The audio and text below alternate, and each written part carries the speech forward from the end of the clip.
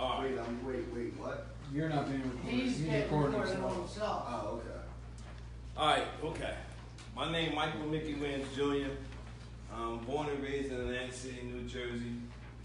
Since the age of 16 to the age of 38, I struggle with all type of addictions. In August 2009, I found myself in Princeton, New Jersey. I was sitting on a corner. I was suicidal. I was addicted to crack cocaine. I was addicted to heroin. My wife had a restraining order against me. For food at night, I would climb in green dumpsters, go into green dumpsters to get food to survive. I sat there that day, August 2009, and I was sitting on the corner, and I felt like my life had completely went out of control. It was completely over. I threw in the towel, basically. So I sat there, but something deep down inside of me was like, just make a little bit more adjustments. You just gotta try, make some more adjustments. You gotta change a little bit of things, change this, change that, try again. So I got up, I went down to, in Bristol, it had the Salvation Army, not with the people who, you know how they had the Salvation Army, like people not housed there, they just had them on each corner. I went there, talked to a friend, asked this particular man for $20 to get to Bergen Regional Medical Center. He said, you want me to give you $20 right now? I said, yeah. So he said, let me go in the back, and he went to with the major of the captain or major of the Salvation Army, and he went to go pray about, you know, what he wanted to get. So he went there, and he said to him, we're going to give you the $20. So he gave me the $20. I took the $20. I went to Bergen Regional Medical Center. I went there for 4 or 5 days. Went to the Salvation Army in Wilmington, Delaware. After I went there, I got kicked out for messing with the females because you ain't supposed to be messing with the females. So I got kicked out of there. I didn't use drugs, thank God. I went back home. Eventually, I ended up in a program called America's Colony of Mercy, where God speaks to hearts and transform lives. I went there, I stayed there 10 months. I came home from there, and since that day, I'm a 8-time published author. Since that day, and I found myself on that corner. I have published 8 books. I have published a book every year since I picked myself up off that step. Since that day, I'm a substance abuse counselor for Cumberland County. Since that day, my wife, my marriage, my children, everything has been restored. I got it all back. Since that day, I started my own program, which is called Minor Adjustments, the paper that y'all have in your hand. Minor Adjustments is dedicated to preventing and reducing crimes. Our primary purpose is to teach men or women how to make the minor adjustments that are necessary in their lives, which will allow them to obtain and maintain a productive lifestyle after incarceration and or rehabilitation. Everybody say, to attain my sobriety is easy. To attain my sobriety is easy. Our challenge is to maintain it. To maintain it. Say, to attain my sobriety is easy. To attain my sobriety is easy. Our challenge is to maintain it. The reason why I say to attain our sobriety is easy, because there is possibly one person in here that probably came through a rehabilitation center for the first time. And the reason why I say it's easy is because the word obtain means to come into the possession of something. But the word maintain means to keep it in existence. Most of us always putting our focus on getting out of jail or getting off of drugs. But that's the easy part. The challenge is to maintain it. Everybody say, to attain my sobriety is easy. To attain my sobriety is easy. Our challenge is to maintain it. The motto for the Minor Adjustments program, our motto is anywhere but backwards.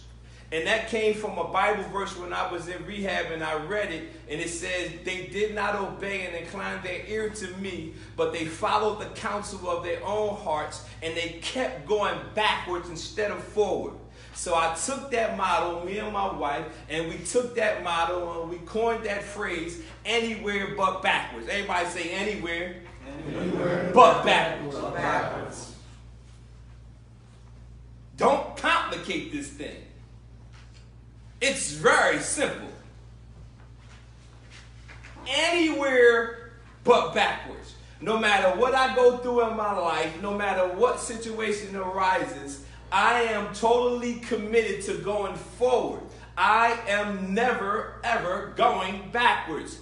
It's nothing in my past that can actually help me today, unless I use my past to encourage other people. To attain your sobriety is the easy part. The challenge is to maintain it. Every time I do the minor adjustments program, the minor adjustments program is a program where each week we go into institutions or facilities, wherever, and every week we teach a different subject. This week I'm just going to talk to y'all briefly about one particular subject, which is actually minor adjustments, which is one of the subjects that I get to teach weekly. But this particular thing, each group, we always have an expectation for the group. Whenever I do the group, I always have an expectation for the individual group, no matter what it is. My expectation for this group is everyone will make a commitment to their rehabilitation process. Everyone will make a commitment to their rehabilitation process. Let's read the first page. Everybody got the first page after the mission statement? Y'all see it? It says, if you are going to get something you never got, you will have to do something you never did. Mr. Williams said that the first time he used a chainsaw, he would cut everything in sight. He would cut the trees that were standing up, lying down in the dirt, or wherever. But the chain will get dull quick. He will get it sharpened and start to cut some more. But the same thing will happen. The chain will get dull again. Then this older gentleman told him the reason why the chain is getting dull is because he was letting it hit the dirt. So he learned that to make it work how it was designed to, he had to make some minor adjustments. And the reason why I said that everyone will get down to the commitment of their rehabilitation process is because there was a story that I read. It was talking about the chicken and the pig. It said the chicken and the pig was walking down the street one day, and they seen the sign, and it says, eggs and bacon, all you can eat for $1. So the chicken looked at the pig and says, let's go over here and make a contribution. And the pig looked at the chicken and said, if I go over there, it won't be no contribution. I would have to have a commitment. You see, the chicken had his head go over there, lay some eggs, and be on their way. But if the pig would have went over there, the pig would have to give his life. Now, I said all that to say this. Most individuals who struggle with addictions or struggle with criminal lifestyles are thinking like the chicken. They are only willing to make a contribution to their rehabilitation process, but in all honesty, in order for you to succeed, you're going to have to make a commitment to your rehabilitation process. You cannot think like the chicken. Everybody has to make a commitment to their rehabilitation process if you want to succeed, if you want to be successful, if you want to have a productive life. You have to stop thinking about making a contribution. A contribution is simply going into a program, getting some tools, going out the program, and not really use the tools in your own actual life. You get the tools that you need so you can go out there and apply the tools that you have received. In order for you to be successful, it's no more contributions. You got to have a commitment to it. When you make that commitment that I have made a commitment that I'm willing to go anywhere but backwards. I am not going back to what I came out of. There's no actual reason for me to keep going back and repeating something that someone has already taught me. So y'all got to make the commitment to the rehabilitation process instead of making a contribution. Everybody say, to attain my free sobriety is easy. My challenge is to maintain it. If y'all don't get nothing from me, get that. To maintain means to keep it in existence. If you get your sobriety, once you get it, from that point on, you do not need to go get it again. I got it in August 2009, and I'll celebrate 9 years since that day. I didn't have to go get my sobriety in 2010. All I simply had to do was maintain what I had already got. Y'all all can do the same thing. That's the reason why my heart beat to talk to people who are in institutions, rehabilitation centers, incarcerated. I will live the rest of my life talking to individuals who are in the same thing. I was just telling him, I says, I'm over here, but I'm actually sitting where you sitting. I'm over here, but I'm actually sitting in your seat. And it's like I'm talking to me. I'm trying, listen, man, I'm up here trying to encourage me. Because y'all are all me. So as weird as that sound, I'm up here. Do you get that? I'm talking to me. Everybody say anywhere. Anywhere. But backwards. Man, I'm going to bring all y'all the bracelet too. I'm going to give it to them. I'm going to give y'all the bracelets. It's anywhere but backwards. It is not an idol. It's just simply a reminder that I can't go back. You're not locking me up no more. You're not putting me in a program no more. The only way I'll come to a program is to encourage the people to go anywhere. But backwards. You got it. Give yourself a round of applause, man. I came all the way from Bristol to talk to y'all, man. I could have went home with my wife.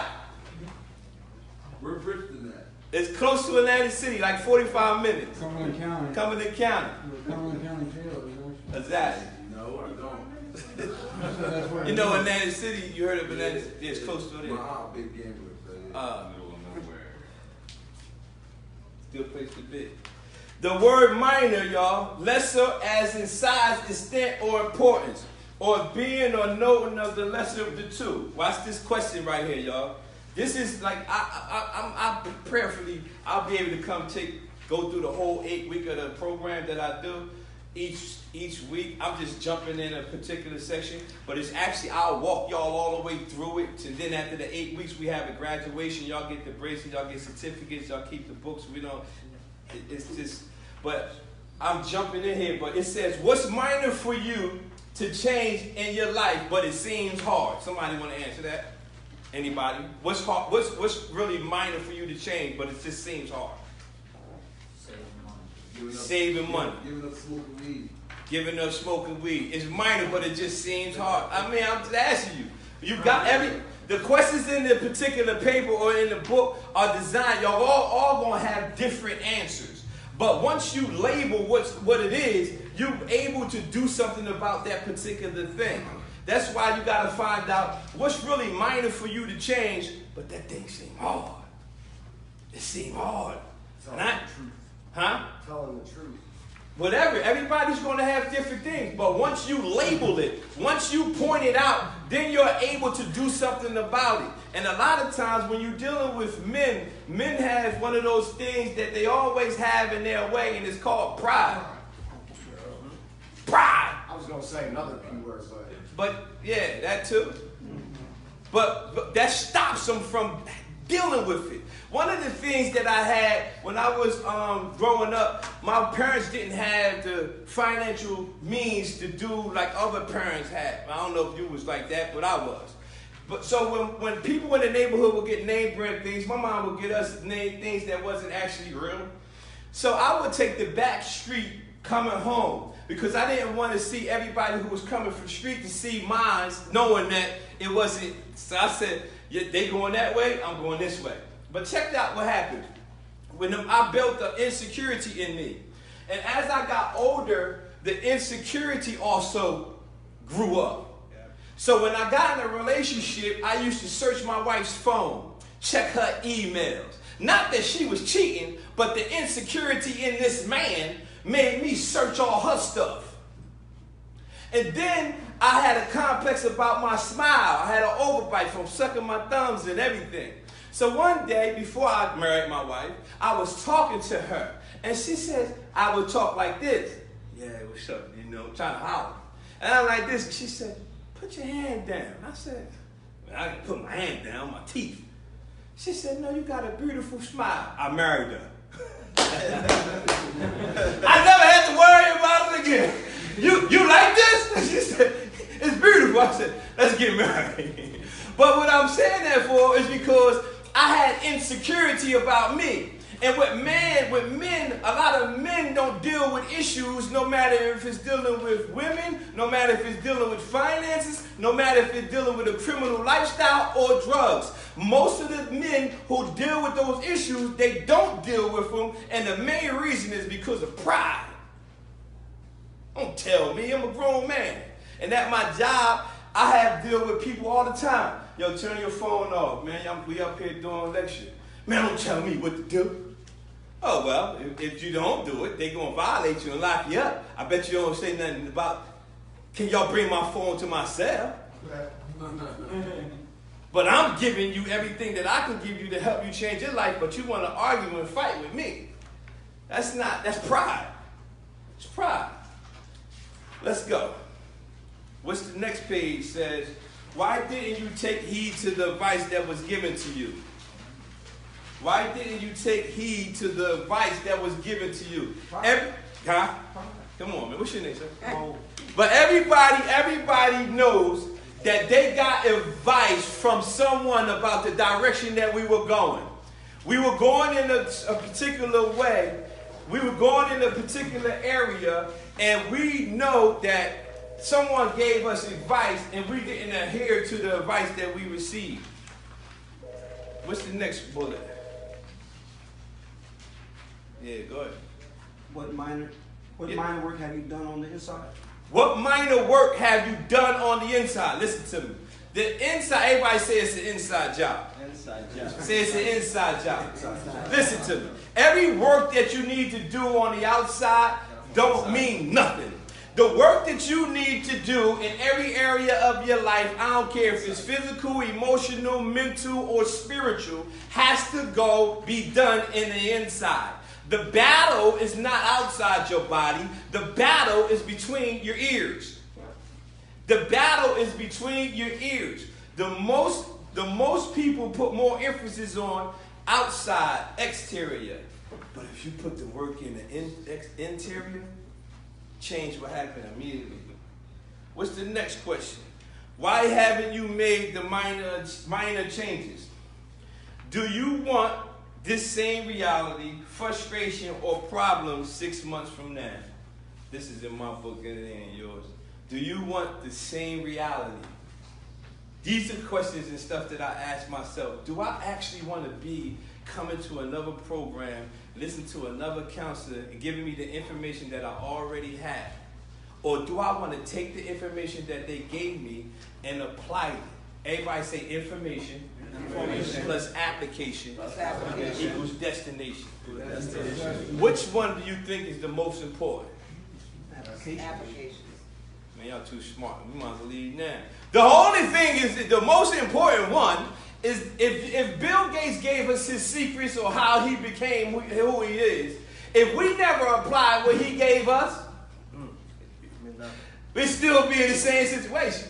If a person standing up here, or a counselor, or a pastor, or a man, whoever give you the information, if you never apply that information, you can never go back to those individuals and say that it didn't work. Because you must apply it. Information, everybody say information. Plus application equals destination. My father told me, son, if you don't apply the information, you're going to end up in a destination. It might not be the one you wanted to end up at. And that's how I spent 13 years of my life in and out of prison. I mean, back and forth, 4 years here, come home, go back, 2 years here. My dad's sitting there every year I come home. Sooner or later, you're going to be tired, or they're going to leave you in there. You ain't going to be coming home. Let's see. What's important to you? The reason why that question is there is because you can use different scenarios in your life that's important to you. What's important to me right now is seeing my grandchildren be successful in areas. They all gifted and talented in different ways. But what's important to me, see how I skipped over my kids? Yeah, because all those 22 years I was getting high, yeah, I'm down to the grandkids. So you robbed yourself of, and you can't really get that back. You ain't gonna get that back. So all my grandkids, what's important to me is them having the information about drugs and alcohol, having the information about them trying something, even if you fail, try again. That's what's important to me. If all y'all areas of your life, the question is there for you. What's really important to you? What makes my heart beat, literally, seriously? What keeps me up in the morning? I used to get up by an alarm clock. But every day I tell my wife now, I don't need an alarm clock. My purpose gets me up. When I get up 5 o'clock every day, I'm studying. What can I use to encourage other men or women, no matter what their religions are? What can I do to help individuals who are going through the same thing that I went through? My purpose gets me up in the morning. You can take every clock out in my house. I don't need a clock. The reason why I get up is because I want to encourage another man or another woman to stop them from going down the same path that we keep. Everybody say anywhere. Anywhere. But backwards. But backwards. Y'all got that. What's your name?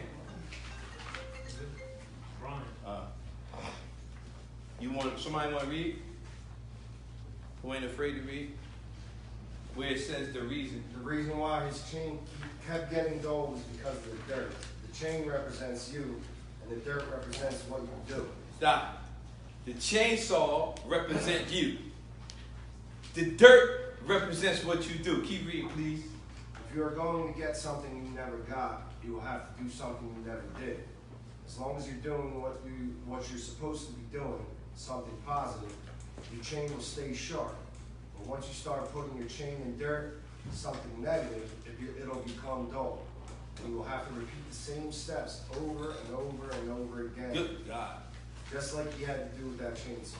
How many people been in more than one program? Okay, yo, yo, he's been in more than one. This is not your first time you have been in a jail, the county bid, program, over and over.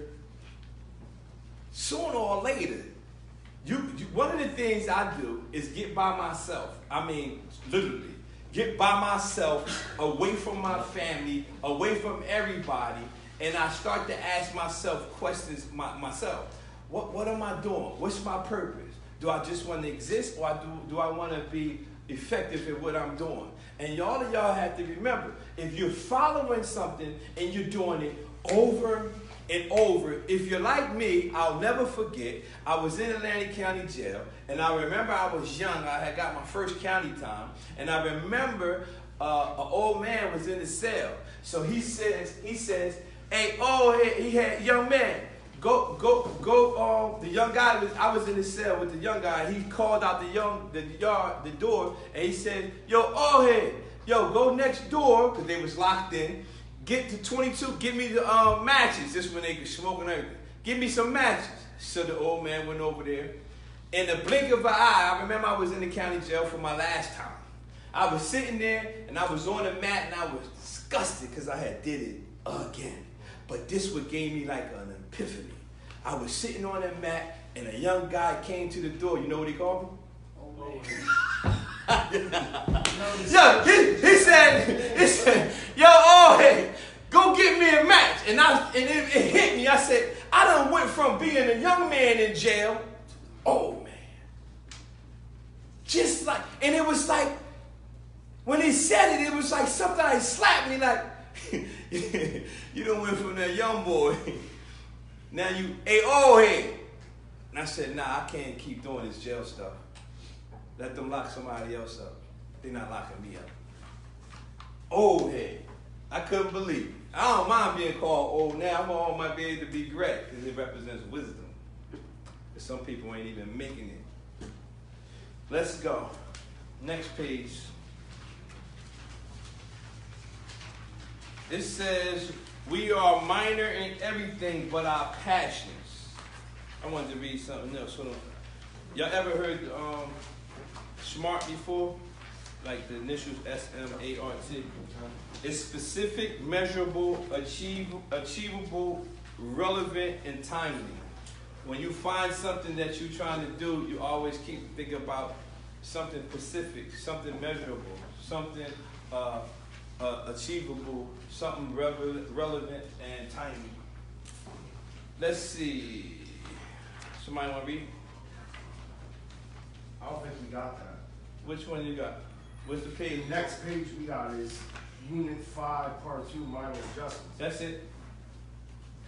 We're missing 6. Just like when the Go ahead, you soldiers can come take that. back home, they've been in combat or the edge of it, and suddenly that adjustment back to civilian life becomes a real challenge.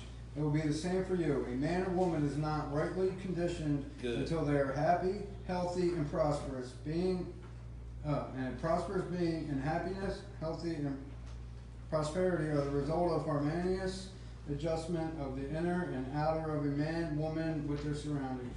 Inner and the outer. Always remember about the inner or the outer. The inner or outer. I remember I always tell a story about a man would always go with his father or grandfather or uncle, and he would take him. They would be fighting wild turkeys, and he would take them all the time to go see these wild turkeys fighting.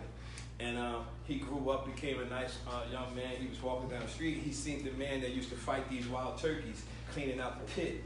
And he went to him. He said, "Sir, can I ask you a question?" He said, "Yeah." He said, "My grandpa, my father, everybody used to bring me here to watch these wild turkeys fight."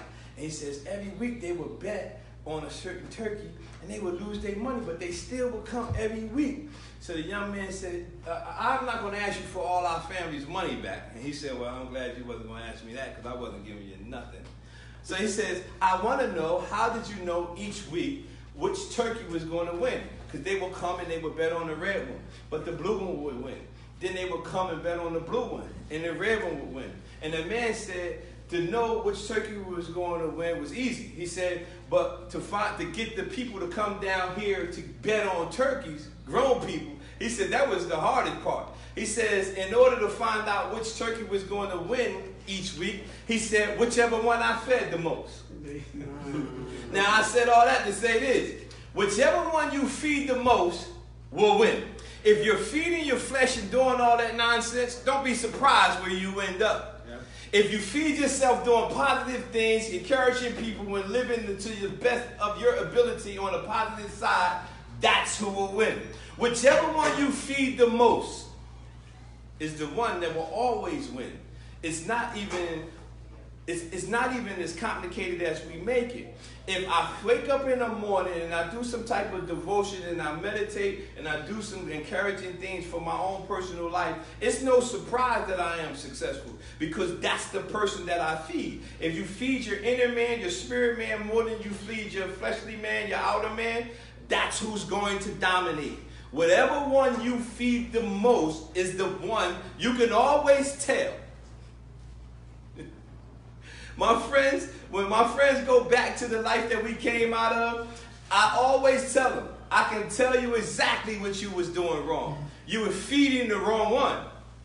Whatever one you feed the most is the one that will always win, no matter what area of life you want to put that on. If you focus, if you're in a marriage and you don't put nothing in your marriage, don't be surprised if the marriage doesn't succeed. If you're feeding your marriage and you're tending to your marriage, that's who will win. No matter what area it is, if it's finances, if you keep spending all your money as soon as you get paid, don't be surprised you broke. But if you saving and you spending and paying bills responsibly, then you should have success and have something stored up. It's whichever one you feed the most. Everybody say anywhere. Anywhere. But back. Let's roll. Is returning to your old neighborhood a challenge for you? I don't know if y'all got that. 58. You got it? On the bottom. No. Is returning to your old neighborhood a challenge? Nah, No? no. Oh, you said no to the question? Yeah. No, it's not a challenge anywhere I go now, because like you were saying, it's within me. Yeah, If I feel good and I feel strong enough to go anywhere in this world, I'll be able to go. That's right. And did you eventually get to that place, or you grew to that place? The last time I was locked up, I came to get that conclusion. Yeah. That's because at first I would go to different towns and eventually track down what I used to like to do. Yeah. But eventually I grew to the place where I was comfortable no matter where you put me. I came to the conclusion, listen, I can't get high if I don't touch it. Good, man. That is good. That is my favorite thing I keep telling people. Don't break the rule. The number one rule is don't touch it. It's impossible for you to relapse and go back to drugs if you never touch it. And you know what's amazing? When you get in recovery, you most likely will find free drugs. As crazy as it sounds. It don't happen when you actively use it. This only happens You know why that when you're happens? trying to do, Because other people can see it within you, and they, for the most part, they want to bring you down. Absolutely. People don't Misery loves others. company. Exactly. Do you allow your surroundings to control you? Do you allow your surroundings when I say your surroundings to control you, you always think about this. Everybody say anywhere. Anywhere. But back. But back. Think about a thermostat and a thermometer. You guys always think, I always want to be the thermostat. I never ever want to be the thermometer. The thermostat sets the temperature in the room. The thermometer simply reflects the temperature that's set.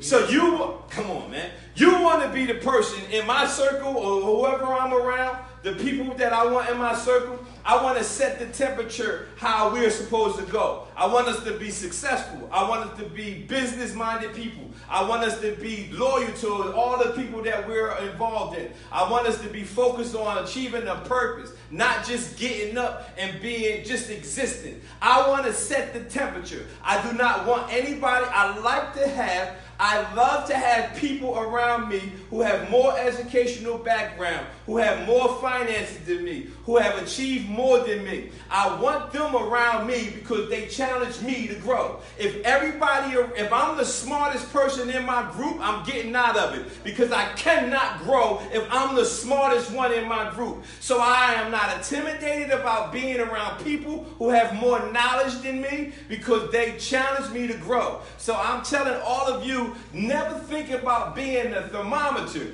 You all want to be the thermostat. Set the temperature. How do you want your life to be? Surround yourself with people who got more than you and see, are you intimidated or do you just feel like I want to do something too?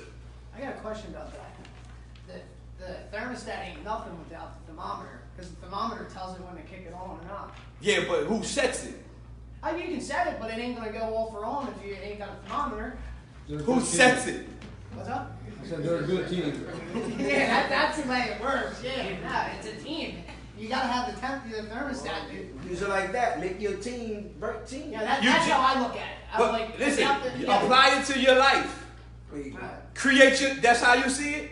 Then your team should not be people who are going backwards. Anyway. Okay. See, if you got that information, then I should never ever see you Go backwards. Anywhere but backwards. anywhere but back. Let's see. Last page. Adjustments are not easy in this world that constantly tells us to look out for number one. But we should look out for others first and then ourselves. Sometimes you lose more than you win. It's about handling losses and trying to turn them into positive. When a baseball player gets called up from the minor leagues, they go into the big leagues, and there's a period of adjustments to be made on their part. They have to adjust. They have to handle it. It's no more time left for them to be getting ready. They have to be ready to perform in the big leagues or get sent back down to the minor leagues. Are you ready for the big leagues? His simple question is, in baseball, if you watch sports, even if you don't, when they call them up They don't call them up talking about, you think you're ready. The only reason they call them up, they better be ready. Or they going right back catching those buses, because I found out that they go bus rides here, bus ride there, bus ride. But if they're ready, they call them up. And the question is, are y'all ready for the big leagues? Thank y'all. That's